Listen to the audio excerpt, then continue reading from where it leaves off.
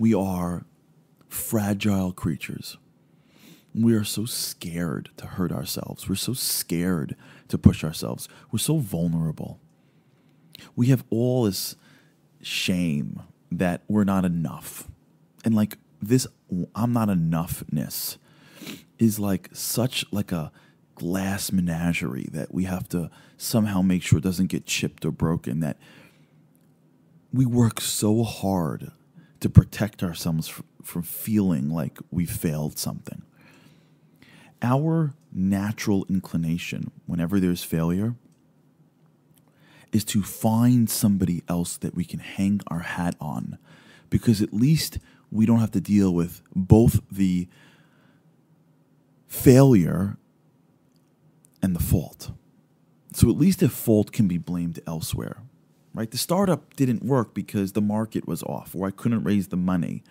The reason why my kid is like this or like that, or my marriage or my friendships, or the reason why I'm not more this or more that, or I'm not where I am, is because he started with a head start, or she always had this, or they were given this. And when you look around in the world, we look at all of our failures and we have like instinctively, we have this instinctive capacity to immediately find somebody else. Like that's in our schema, right? It's almost as if we have a belief, this schematic belief that when we fail, unless it's like totally clearly our fault, we like can look out into the world and like find the peg to hang it on. And by doing that, we can like sort of relieve the cognitive tension of being a failure, because we're so scared to see ourselves as a failure. So those parents that get up and say, the reason why my kid... Now again, there are kids, the best parents ever, who've tried everything. I'm not talking about those cases. I'm talking about everything in between. The reason why my kid isn't following my values is because of his friends and his school and blah, blah, blah.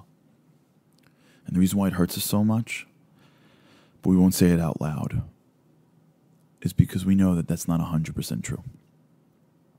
We know that a piece of it's us. But we're scared to say it because we live in the world of black or white. It's my fault or it's not. But the world doesn't exist in black or white. The world is gray. It could be 5% my fault. It could be 50% my fault. And if we don't even acknowledge it, we'll never fix it. And so the fear of feeling like it's our fault blocks our schema from seeing the things we did wrong, which then prevents us from working on them, which prevents us from becoming better. And that's the greatest tragedy. Because mistakes happen all the time. And that's part of life. Life isn't about not making mistakes. Life is about growing from every single one of our mistakes every single day. Deliberate practice.